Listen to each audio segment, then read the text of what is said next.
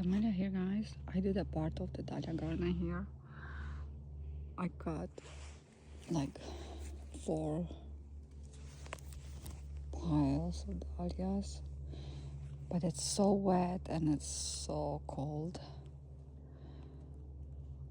and I couldn't do more. It's so slippery there in the wood. It was awful. It's a start.